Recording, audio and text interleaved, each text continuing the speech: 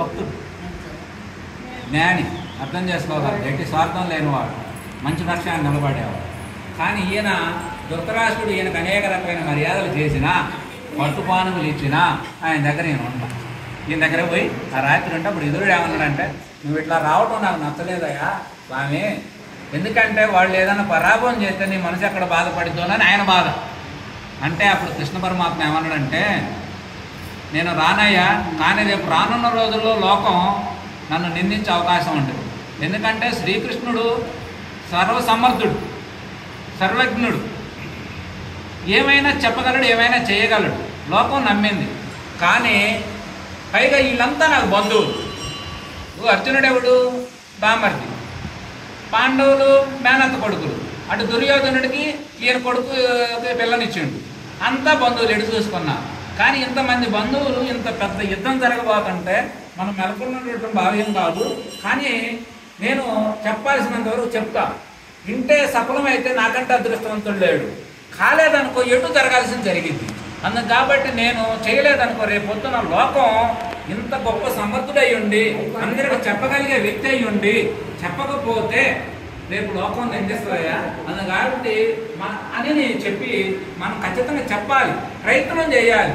జరగాల్సింది జరిగింది, జరగపోయినా జరగాల్సింది అదే జరిగింది అని గొప్ప సందేశాన్ని. అంటే నువ్వు ఏ ఫలితాన్ని ఆశించకుండా నువ్వు చేయాల్సిన పని ఖచ్చితంగా చేయాలి అని చెప్పి మనకి శ్రీకృష్ణ పరమాత్మే ఆయన స్వయంగా ప్రయత్నం చేసినా కూడా ఆయన ప్రయత్నం విఫలమైంది. కానీ ఆయన యొక్క జీవితం సఫలమైంది. ఎందుకంటే ఆయన ప్రయత్నంలో ఆయన యుద్ధం జరగకూడదని వ్యాస మహర్షి ఎంతమంది ఋషులు ప్రయత్నం చేశారు. కానీ యుద్ధం జరగకూడదన్నా జరిగింది. వారి ప్రయత్నం మొత్తం విఫలమైంది. కానీ వారి బోధనల విధానం మొత్తం సఫలమైంది. వారి లక్ష్యం నెరవేరింది. వారి ప్రయత్నం విఫలమైంది, వారి లక్ష్యం నెరవేరింది. అందుకు కాబట్టి ఆయన ఆ రకంగా చేసి ఆ రాత్రి అంతా అక్కడే ఉండేది. తెల్లారిపోతున్న ఎదురుడు ఆయన్ని మేల్కొల్పు బ్రహ్మాండంగా బ్యాండ్మేళాలను పెట్టి మేల్కొల్పు చేయడం జరిగింది. చేసిన తర్వాత ఈయనంతా రెడీ అయిన తర్వాత మళ్ళీ వాడు పొద్దున్నే సభ నుంచి అందరూ వచ్చి నావానికి తీసుకపోతే అనేక రకాలుగా బోధ చేసినట్లయితే అందరు కూర్చోబెట్టి చెప్పిండు కృష్ణ పరమాత్మ. వచ్చిన ఉద్దేశం ఇదయ్యా, మీ అందరికీ తెలిసిందే, తెలియదేం కాదు. వాళ్ళు అనుకున్న ప్రకారం, ఎందుకంటే భీష్మ పితామహులే చెప్పిండు లెక్కేసి, పాండవులు మనం అనుకున్న ప్రకారం వాళ్ళు 13 సంవత్సరాల 54 రోజులు గడిచింది ఇప్పటికే. అన్ని ఏది అనవైన రోజులన్నీ కలుపుకుంటే.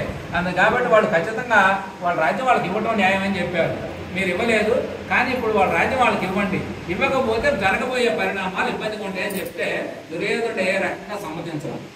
ఆఖరికి ధర్మరాజు ఎంత గొప్పవాడంటే పోయేటప్పుడే చెప్పిండు, ఏదో రకంగా సంధి చేయి బావా, కాకపోతే కనీసం ఒక 5 ఊర్లను ఇప్పించు, మరీ మా బతుకుదేరు అని ఉన్నట్టుగా ఏదో బ్రతుకుతాం అని చెప్పినా కూడా ఆఖరి కృష్ణ పరమాత్మ ఫైనల్గా 5 ఊళ్ళన్నా ఇస్తే నేను సత్త పెడతానని చెప్పిన సూది మోపంత మన గోడెపనని చెప్పిండు. వినకపోతే రేపు జరగబోయే పరిణామాలు తీవ్రంగా ఉంటాయి. మలతాడు కట్టిన మగవాడు అనేవాడు జీవించుంటాడు ఆ భూమి మీద. రేపు మీకు అర్థం కావట్లేదు, అర్థం చేసుకోండి అని చెప్పారు. అప్పుడు విదురుడు బతిమాలు చెప్పాడు, శ్రీకృష్ణుడి గురించి మీకు అర్థం కావట్లేదు, ఆయన యొక్క కాల స్వరూపంగా ఉన్నాడు. కాలం అనే స్వరూపం ఈ దుర్యోధనుడు అనేదాన్ని ఆధారం చేసుకొని మొత్తం వినాశనానికి దారి తీయబోతుంది సృష్టి అంతా. అందుగాటి ఇది మంచి పద్ధతి కాదని చెప్తే అప్పుడు ధృతరాష్ట్రుడు చెప్పారు అందరూ. ధృతరాష్ట్రుడు పిలిస్తే దుర్యోధనుడు విన్నప్పుడు ఆమె గాంధారి చేత పిలిపించారు. గాంధారి కూడా గట్టిగా చెప్పింది, అరే నువ్వు కృష్ణుడు ఏది చెప్తే అది ఆయన నీ మంచి కోసం చెబుతుందని. మనకు భారతంలో 3 ప్రతివర్త శిరోమణులు గొప్పవాళ్ళు కనపడతారు. అందులో మొదట గాంధారి, 2వ కుంతీదేవి, 3 ద్రౌపది. ఈ 3లో గాంధారి అంత గొప్ప ప్రతివర్త శిరోమణిగా గాంధారి ఆమె అంత గొప్పగా ఉన్నది. ఆ మాట కూడా అంత చెల్లుబాటుగా ఉండేది. అయినా ఎన్ని రకాలుగా చేసినా కూడా ప్రయత్నం పనిగాక మళ్ళీ దుష్టాలోచనలు చేసి శ్రీకృష్ణుడినే బంధించాలని చెప్పేటి సంకల్పం చేసి వాళ్ళు చేస్తే ఆ వార్త తెలిసి ఆయనకి తర్వాత ఆయన కోప్పడి యశోరూపాన్ని చూపించాడు. అందరి ఆడవాళ్ళు పళ్ళు మూసుకుపోయాను. కానీ అందులో యశోరూపంలో కొంతమంది ఆ దివ్య దర్శనాన్ని అద్భుతంగా ఆనందించారు. కొంతమంది దుష్టులు అదేదో మాయ చేస్తున్నాడు కృష్ణుడు అనుకున్నారు. తర్వాత ఆ పరిణామాలన్నీ తీసుకుంటే ఏం జరిగింది? లోకంలో ఉద్ధరించడానికి వచ్చినాడే కృష్ణుడు. కృష్ణుడు ఒక కులానికి ఒక మతానికి చెందినవాడు కాదు. భూమండలం మీద దుఃఖం అనే మొక్క ఛాయల్లో కనపడకుండా జీవించినటువంటి ఆనంద స్వరూపం శ్రీకృష్ణుడు. రాముడన్న కొన్ని సందర్భాల్లో మరి భార్య వియోగం అప్పుడు చాలా బాధపడ్డాడు, దుఃఖపడ్డాడు, అనేక సందర్భాలు ఆయన మానవుడుగానే జీవించాడు. కానీ శ్రీకృష్ణుడు మాత్రం సాక్షాత్ పరమాత్మ స్వరూపంగానే జీవించాడు. ఎక్కడైనా ముఖ కదలికలు ఆయన జీవిత పర్యంతం మీరు సినిమాలు చూసుకోండి.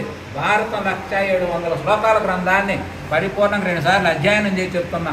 ఎక్కడన్నా ఒక్క చోటే ఆయన చాలా బాధపడి కన్నీళ్ళు వచ్చినాయి. ఆ సన్నివేశం ఎంత గొప్పగా ఉంటుంది. ఎందుకంటే యుద్ధం మొత్తం జరిగింది, 18 రోజులు యుద్ధం జరిగింది. 18 రోజుల యుద్ధం మొత్తం చనిపోయారు. 18 అక్షోహణుల సైన్యం అంటే 166,50,000 మంది పైన. అది ప్రపంచంలో మొట్టమొదటి ప్రపంచ యుద్ధంతో సమానం అంట. 166,50,000 మంది పైన. ఒక 26,000 మంది ఇడిపోయినారో కానరాల. ఎందుకంటే ధర్మరాజు చెప్పిన మాట ధృతరాష్ట్రుడు అడిగాడు, ధర్మరాజా ఎంతమంది పాల్గొన్నారు, అసలు ఎంతమంది చనిపోయారు, ఎంతమంది మిగిలి ఉంటారని మనకి లాస్ట్ స్త్రీ పర్వంలో అడుగుతుడు. అడిగిన తర్వాత అయ్యా మొత్తం ఎంతమంది పాల్గొన్నారు, అందులో మిగిలింది మన వైపు మా వైపు మేము 7గురు, కృష్ణుడు, సాత్వికి, పంచపాండవులు 7గురు, ఆ పక్కేమో మరి కృపాచార్యుడు, అశ్వత్థామ, వీళ్ళు 3 మిగిలారయ్యా. కాబట్టి ఈ 3, 7 10 మందిమే మిగిలాము, మిగతా వాళ్ళు మొత్తం కాలగర్భంలో కలిసిపోయారు అని చెప్పిన తర్వాత ఆ యొక్క సన్నివేశంలో అట్లా మరి ధర్మం పక్షాన్ని నిలబడి 18 రోజులు యుద్ధంలో ఎన్ని సన్నివేశాలు వస్తాయో ఆ సన్నివేశాలన్నింటిని తొలగించుకుంటా, ఎన్ని దెబ్బలు తినడో, ఎంత చేసిందో అయినా ధర్మం పక్షాన్ని నిలబడి ధర్మాన్ని గెలిపించి లోకానికి ఆదర్శంగా ఉన్నటువంటి వ్యక్తి శ్రీకృష్ణుడు. కాబట్టి శ్రీకృష్ణుడు అనేవాడు అంత మరి భారతీయులు మొత్తానికి